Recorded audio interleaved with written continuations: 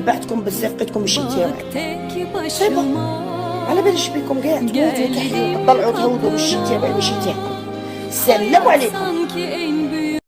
كنصيحة خالدة أبدية، دائما اختار من يختارك في كل مرة ومرة.